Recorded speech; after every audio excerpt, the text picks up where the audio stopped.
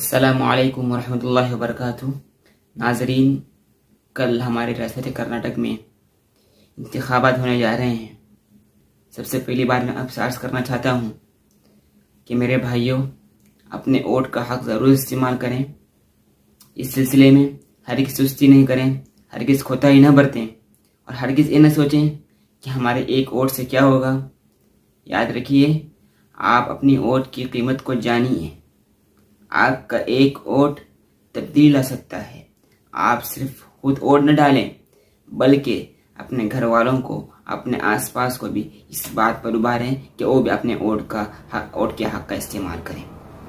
جمہوریت میں ووٹ ہی ایسی طاقت ہوتی ہے جس کے ذریعے سے ہم حکومتوں کو تبدیل کر سکتے ہیں اور دوسری حکومتوں کو لا سکتے ہیں۔ ہم آئندہ آنے والے 5 سالوں میں اپنی ریاست کا اور اپنے ملک کا کون سا سربراہ منتخب کریں گے، وہ آپ کے ایک ووٹ پر منحصر ہے۔ ہمارے ذمہ داروں نے، ہمارے علماء نے جس طرح سے ہماری رہنمائی کی ہے، جس طرح سے اصول جاری کیے ہیں، ان اصول کا خیال رکھا جائے۔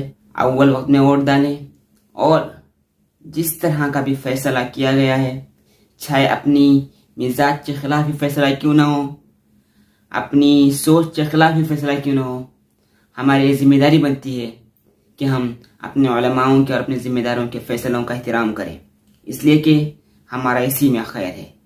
ظاہراً ہمیں کچھ نقصان نظر آ سکتا ہے، ظاہراً ہمیں کچھ پریشانی نظر آ سکتی ہے، مگر ہمیں سوچنے سمجھنے کی ضرورت ہے۔ انتخابات آتے ہیں جاتے ہیں، مگر ہمارا اتحاد اصل ہے۔ ہم کوئی کام ہرگز نہ کریں جس کی وجہ سے ملت منتشر ہو جائے، اور ہم اپنے ووٹ کا صحیح استعمال کریں، ہرگز منتشر نہ ہو، ہرگز ووٹ کو نہ بٹائیں۔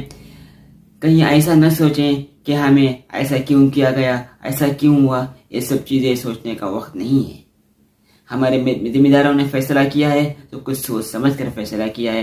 ہمیں تماموں کو مل کر اس فیصلے کا پاس و لحاظ کرنا ہے۔ اور یاد رکھیے، کوئی بھی سیاسی پارٹی ہو، چاہے کون سی بھی ہو، وہ کسی مسلمانوں کے حق میں اور اقلیتوں کے حق میں وفادار نہیں ہے۔ اسی لیے ہمیں یہ نہیں سوچنا چاہیے کہ فلاں کو ہوتا تو اچھا ہوتا، یہ ہوتا تو اچھا ہوتا۔ جو ہوا، اللہ جو کرتا ہے خیر کرتا ہے۔ شاید اللہ تعالیٰ نے آگے ہمارے لیے کچھ خیر کے فیصلے رکھے ہیں، کچھ خیر کی باتیں رکھی ہے۔ اسی لیے افسوس کرنے کے بجائے ہمیں متحد رہ کر ووٹ کرنے کی ضرورت ہے۔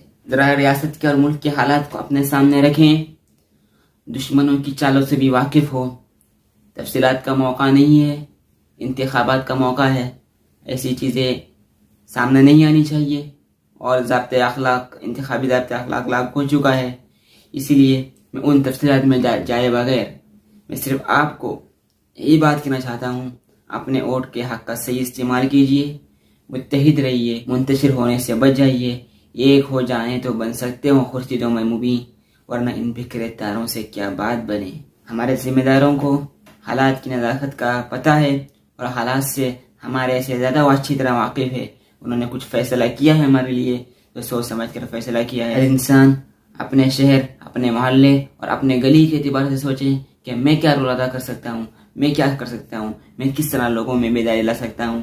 آپ کے پاس ایک دن کا وقت ہے، سوچ سمجھ کر آپ کو خود کو فیصلہ لینا ہوگا، اور ہمیں ہر اعتبار سے اس ملک کا وفادار بن کر اور اس ملک کی ترقی کی راہ میں ہمیں شریک رہنا ہے۔ اللہ تعالیٰ ہمارے ملک کو بچائے، ہماری ریاست کو بچائے، ہمارے شہر کو بچائے، اور یہی دعا کرتا ہوں کہ اللہ تعالیٰ ہماری ریاست میں اور ہمارے ملک میں اور پوری دنیا میں امن و امان ہو، اور جو بھی ہم پر حکمران ہوگا، اللہ تعالیٰ اسے اچھے کاموں کی اور پبلک کے لیے اچھے کاموں کی، اور ملک کی اور ریاست کی ترقی کے کاموں کی اس کو توفیق دے۔ وآخر دعوانا الحمدللہ رب العالمین۔